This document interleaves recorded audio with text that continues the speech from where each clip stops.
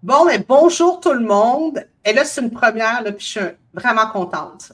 Pourquoi? Parce que j'ai avec moi Sébastien Goulet. Sébastien, bienvenue.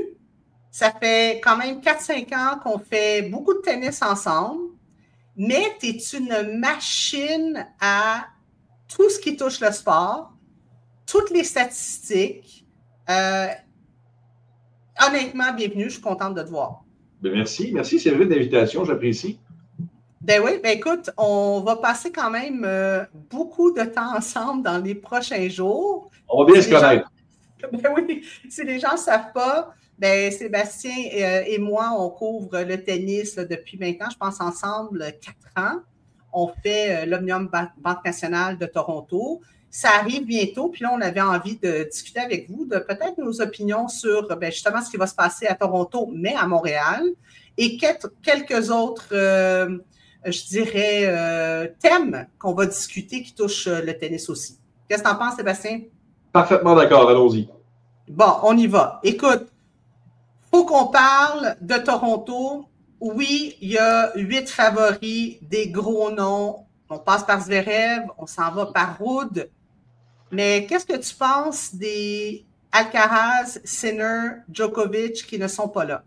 Ben, je pense que c'est moins sexy. Je pense que les gens qui sont pas nécessairement des amateurs de tennis. Puis tu sais, Séverine, tant à Montréal, mais je dirais encore plus particulièrement à Toronto, les gens vont là pour l'événement et si les vedettes sont là, ben, c'est ce qui attire. Contrairement à Montréal, où les gens, je te dirais, vont y aller, peu importe les noms, ils sont là pour le tennis. À Toronto, ils sont là pour le prestige.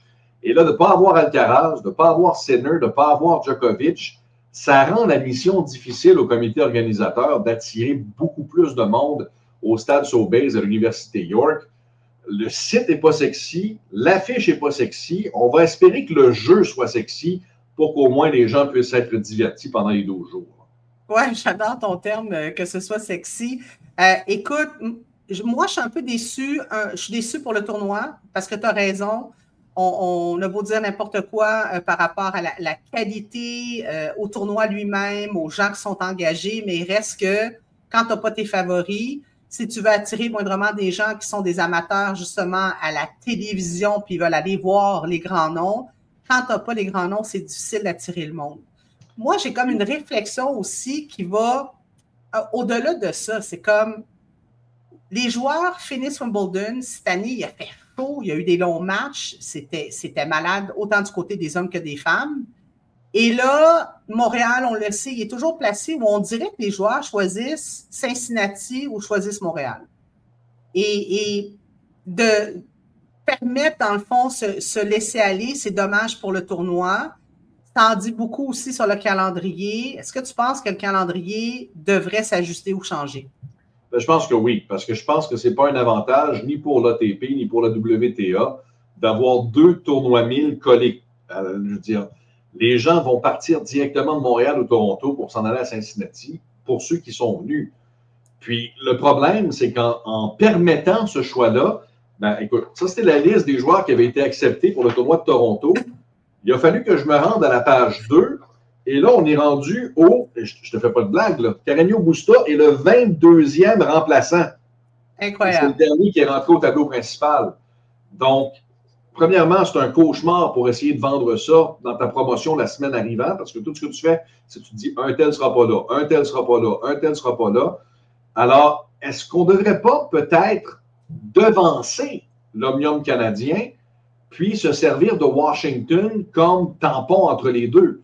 Moi, je pense que ce serait peut-être une solution parce que d'avoir Montréal qui pratiquement déborde sur Cincinnati, je dis Montréal, c'est Montréal-Toronto, là, ben, ça fait justement que tu te retrouves avec une situation de la sorte où c'est beaucoup plus facile pour les joueurs de dire, savez-vous quoi, j'irai pas au Canada, je vais commencer ma préparation du US Open à Cincinnati. De toute manière, c'est dans le même pays, ça va sauver des coûts et tout ça. Tandis que si tu dis, sais-tu quoi, faisons le Canada d'abord, devançons ça d'une semaine. Disons qu'on recule d'une semaine, on dit, OK, on commence Canada 2 semaines après Wimbledon, on fait ça sur les 12 jours, il n'y a pas de problème. Ensuite de ça, Washington, et ensuite de ça, Cincinnati. À mes yeux, c'est beaucoup plus logique pour les joueurs de sauter un 500 que d'avoir à sauter un 1000. Écoute, j'adore ton raisonnement, puis je pense que tu as raison. Et j'espère que là, on va commencer à réfléchir sur justement le calendrier qui est lourd, qui est long. On sait que l'Omnium Banque Nationale, ben, il est sur 12 jours maintenant. On a ajouté des journées. Ben, pourquoi? Parce qu'on a augmenté des tableaux de 56 qui s'en va à 96. Même chose au niveau des qualifications. Fait que ça, c'est bien. Il y a plus de gens qui peuvent participer à ce type de niveau de tournoi.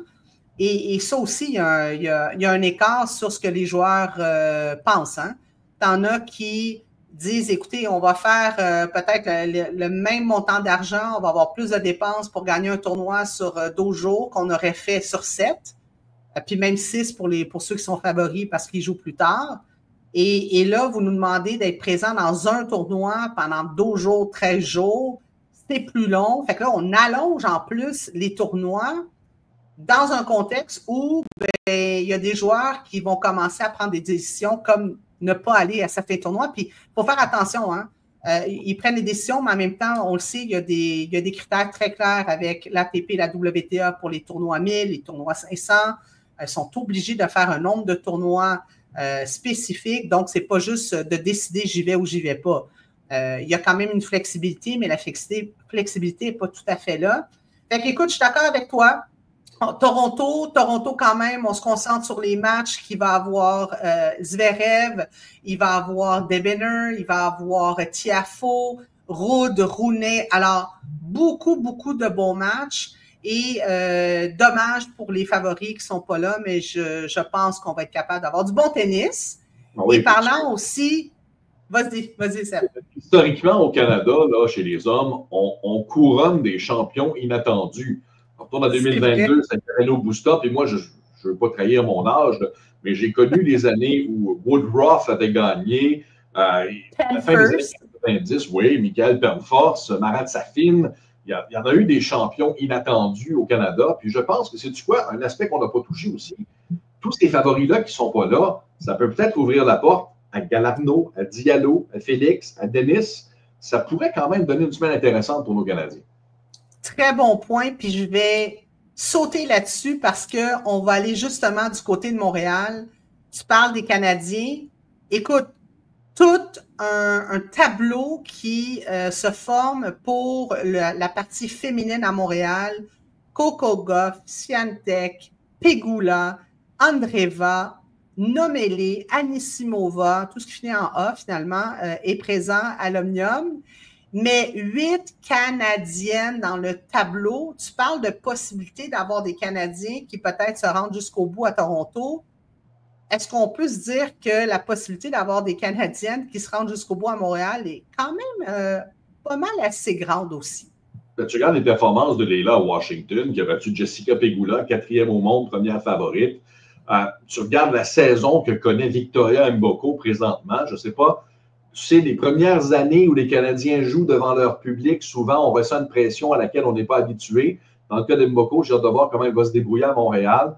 Je suis content pour Valérie et pour l'équipe à Montréal parce que tu ne peux pas vendre ton tournoi juste en disant « Hey, savez-vous quoi? Ça va être la retraite d'Eugénie Bouchard, probablement lundi soir. » Tu vas avoir des grands noms. Puis, j'apprécie aussi la touche parce qu'on sert très bien des médias sociaux à Montréal où tu vois Valérie qui est allée accueillir Iga, Coco à l'aéroport. On sent vraiment que le tournoi donne de l'attention aux joueuses et les joueuses le rendent bien. Alors, je pense que tout le monde est heureux de venir à Montréal. Il y a une belle atmosphère pour le tournoi. Et le fait demeure qu'il y aura plus de grands noms à Montréal qu'à Toronto cette année.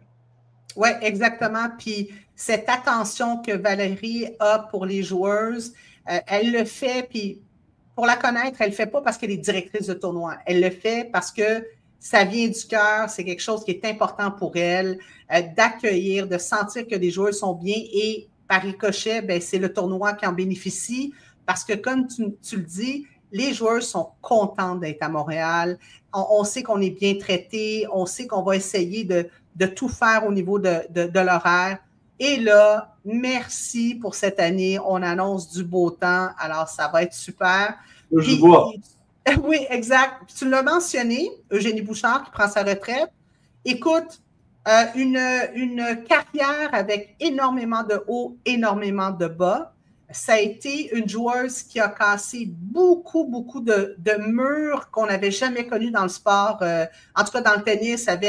On avait connu un peu avec Kournikova sur l'aspect hors-terrain, l'aspect plus people du tennis. Ça a comme doublé et triplé avec Eugénie Bouchard. Elle a gagné, elle a eu des résultats, c'est ce qui est la grande différence. Puis, en même temps, ben, tout l'aspect extérieur, ça devenait aussi très lourd à gérer. Et à travers tout ça, elle a été quand même capable de faire de bonnes choses. Puis, une des bonnes choses, au-delà des trophées, au-delà des prix qu'elle a gagnés, qu'elle a remportés, ben, il faut penser à l'impact qu'elle a eu chez les jeunes filles. Puis, elle a eu un impact. Il y a plus de jeunes filles qui jouent au tennis. Il y a plus de jeunes filles au Canada qui voulaient être une joueuse canadienne, dont Eugénie Bouchard. Moi, quand je faisais le tour des clubs, j'entendais souvent hein, « Je veux être Serena Williams, je veux être Steffi Graf, telle joueuse. » Mais non, moi, j'entendais plus « Je veux être Jeannie Bouchard. » Et il faut lui donner crédit. Puis j'espère qu'à Montréal, on va être généreux avec elle et qu'elle sera généreuse avec les gens de Montréal. Puis je pense que ça commence bien parce qu'elle a décidé de finir sa carrière où ça a commencé. Tu as raison. Puis je pense, à poursuivre, faire du pouce sur ce que tu viens de dire, qu'il y a beaucoup plus de petites filles qui veulent être des Eugénie sur le terrain que dans Instagram. Il y a beaucoup de gens qui ont trouvé la façon vicieuse d'attaquer Eugénie Bouchard pour ce qu'elle tentait de présenter sur les réseaux sociaux, puis sa vie hors des terrains. Mais je pense que son impact au Canada, et c'est la raison pour laquelle elle sera célébrée à Montréal, c'est pour toute l'inspiration qu'elle a donnée. Et en atteignant la finale à Wimbledon, elle a prouvé à autant de jeunes filles qui évoluent dans le tennis canadien que, savez-vous quoi, avec du travail, avec l'apport de la fédération et l'aide et le soutien de ton entourage, tu peux te rendre au sommet du tournoi le plus prestigieux, au dernier match de l'année, si tu y mets les efforts. Les efforts, c'est sur le terrain. Les efforts, c'est trouver les sous que ça prend parce qu'on le sait, ça coûte cher à faire du tennis. Mais aussi, sais-tu quoi? Travailler sur ta publicité, te faire reconnaître, te faire inviter, puis prouver au monde que oui, tu es une bonne athlète, mais tu peux être aussi une bonne porte-parole pour le sport. Et c'est ce qu'elle a fait, à mon avis. Alors, ça va être un beau moment pour elle. Peut-être qu'elle va passer à travers des premiers tours. Hein. Qui sait, elle va peut-être faire une Venus Williams d'elle-même et passer à travers le tournoi. Mais peu importe, au moment que ça va s'arrêter, une belle carrière. J'ai comme l'impression qu'elle va rester dans le tennis encore. Je l'ai entendu faire quelques commentaires. Elle était analyste et honnêtement, elle était excellente. As-tu peur pour ta job, Séverine? Non, pas du tout, parce que honnêtement, elle fait une super bonne job et c'est pas, tu le sais, hein, c'est pas un travail facile. On progresse avec l'expérience au fil des années. Puis elle, d'arriver comme elle le fait avec autant de conviction, un bon parler, techniquement, écoute, des bons commentaires. Alors, elle a une belle carrière devant elle si c'est ce qu'elle veut faire. Elle a fait des transferts aussi avec le pickleball. Ça a été dur au début. Et boy, de gagner un point ou un match, c'est arrivé très tard. Mais ça commence à bien se passer pour elle. Fait que je lui souhaite bonne chance. Je suis certaine qu'elle va faire de belles choses. Et là, ben, écoute, on a parlé de Toronto, on a parlé de Montréal, du tennis, on va en avoir de tous les côtés pour les prochains jours, les prochaines semaines. Mais là, je veux t'amener sur une discussion sur ce qui va se passer au US Open pour le double mix. Alors, on met en contexte, on a décidé, dans le cadre du US Open du Grand Chelem, d'amener un petit peu de piquant, de changer les choses, et on a décidé d'amener le concept double mix avec des équipes qui sont formées par leur classement de simple et des équipes qui vont être invitées par leur classement de double. On va jouer des sets courts, donc des sets de 4 parties, avec bris d'égalité dans un 3e set. Et bon, ça fait parler beaucoup de monde. Il y a déjà une équipe qu'on peut enlever, c'est-à-dire Badosa, Tsitsipas. Hein? Tout le monde sait qu'ils ne sont plus ensemble et je ne pense pas que ça s'est bien terminé. Mais honnêtement, moi, je paierais pour aller voir ça. Je veux dire, c'est des mix incroyables. Puis de l'autre côté, je me dis, mais est-ce que c'est vraiment un tournoi du Grand Chelem ou c'est une exhibition? Et pour moi, c'est une exhibition. Qu'est-ce que tu en penses, Sébastien? Tu as raison. Je pense qu'on a fait ça pour alléger l'horaire des athlètes pendant les 2 semaines que dure le US Open. Parce que, imagine, si tu participes en simple, en double et en double mixte, ça fait énormément de tennis compressé. Cela dit, ne serait-ce que pour les trophées, je pense que de changer le format des matchs, ça enlève un peu de lustre à cette compétition-là, de forcer les équipes aussi. Avant, le double mix, c'était veux-tu jouer avec moi? Oui, parfait. Tandis que là, on a vraiment pratiquement déterminé qui allait jouer avec qui. Cela dit, pour le spectacle, chapeau, je pense que ça t'assure d'avoir des grands noms et de présenter quelque chose d'intéressant sur 2 jours, mais reste à voir, bon, premièrement, quel sera le parcours de tout ce beau monde-là dans les semaines précédentes. Si un joueur ou une joueuse fait un bout de chemin à Cincinnati, est-ce qu'ils vont vouloir se donner 24 heures de repos puis arriver là pour faire un double mix le 19 août? Je ne sais pas. Donc, il y a des chances que dans un terme automobile, il y ait des backfires sur ce concept-là. Mais je ne trouve pas l'idée mauvaise en soi. De sortir ça du calendrier, de tout présenter ça en même temps, décider ça la dernière seconde pour les gens qui ont acheté des billets, tu sais, quand tu n'as pas d'accès nécessairement au central, puis que tu peux aller sur les terrains secondaires, bien, souvent, le double mix, c'est ça sur quoi tu vas te rabattre. Parce que tu vois des grands noms qui sont à l'extérieur des terrains où tu dois payer des centaines de dollars pour accéder. Là, en sortant ça de l'horaire des 2 semaines aussi, il y a un certain aspect à considérer à mes yeux, mais je trouve le concept intéressant quand même. Oui, parce qu'on veut le mettre en début de tournoi, on veut les faire jouer sur le grand terrain, Arthur Ashe, on veut mettre l'emphase. Écoute, c'est une bonne idée. Je paierais pour aller voir ça. Je ne crois pas que c'est un événement Grand Chelem. Je pense que c'est vraiment beaucoup plus un aspect spectacle. Et je te dirais que la partie plus négative pour moi, c'est qu'il y a des spécialistes de double, il y a des spécialistes de double mix. Et d'ailleurs, Siniakova a fait une sortie et elle a dit, écoutez, c'est quand même assez particulier.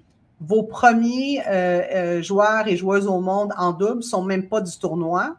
Donc, pour moi, ça enlève aussi du travail à des joueurs et à des joueuses qui sont dans ce concept-là de double et de double mix, qui vont chercher une certaine partie aussi monétaire, il faut le dire, oui, c'est leur travail. Fait que ça, pour moi, c'est la partie peut-être plus que j'aime moins à travers tout ça. Alors, on va voir et surtout, je te dirais que suivons à savoir si les équipes vont se maintenir parce que il y a peut-être des retraits qui vont se faire, des équipes qui vont se former. J'ai adoré Navarro qui, sur les réseaux sociaux, parce qu'elle joue avec Sinner, tout le monde disait, mais comment ça s'est fait, cette équipe-là? Ouais. Ben, dit, écoutez, j'avais pas vraiment personne. Il m'a appelé, je lui ai dit, je vais peut-être réfléchir à ça, savoir si on fait une bonne équipe ensemble. C'était très drôle. Donc, il y a vraiment des aspects, puis on a vu, évidemment, là, ça s'est transformé en autre chose, mais Raducanu avec Alcaraz, là, qui vont se voir leur match de simple à Wimbledon et qu'on essaie de peut-être les matcher un peu. Donc, l'énergie qui est alentour de ça, on parle du tennis, on en parle en bien, c'est positif, mais j'ai hâte de voir la suite. Écoute, on va finir notre discussion, notre rencontre avec un thème peut-être moins jojo, qui est Zverev et Ons Jabeur. Zverev a fait une sortie à Wimbledon et il a dit en entrevue, écoutez, je ne me suis jamais senti aussi vide que maintenant. Je n'ai aucun plaisir à être sur le terrain. J'ai aucune motivation. Je ne sais pas ce qui se passe. On voit Ons Jabeur qui a décidé de sortir tout simplement du circuit pour une période indéterminée. Elle doit se refaire mentalement, elle doit se refaire physiquement. Et ça se fait quand même dans une période très, très près. Ça se fait autant du côté masculin que féminin. où on a deux joueurs qui font comme, là, on n'est plus capable. Et petite anecdote, j'ai fait quelques tournois WTA récemment en travaillant avec des entraîneurs sur un programme de la WTA. Donc, j'étais dans les vestiaires et je dois te dire que ça m'a marqué à quel point beaucoup de gens sont malheureux. Ben, et ça m'a, honnêtement, Sébastien, ça m'a comme choqué. Et quand je vois ça, je me dis, là, il y a quelque chose qui ne marche pas. ben, c'est sur quoi je voulais te parler. C'est du sport. C'est supposé d'être du plaisir de faire ça. Et je pense que malheureusement, puis tu le sais, les joueurs, les joueuses ont décrié les conditions, le calendrier. On a travaillé, toi et moi, récemment sur le tournoi de Washington où il faisait 38 degrés, 48 avec l'humidex. Rappelez-vous, Léla, qui a eu des crampes dans son match quart de finale. Pensez-vous vraiment que ces joueuses-là avaient du plaisir à ce moment-là à jouer au tennis? Je ne pense pas. Il est temps, je pense, et tu seras peut-être d'accord avec moi, Séverine, d'amorcer une grande réflexion pour se dire oui, ce sont les meilleurs au monde.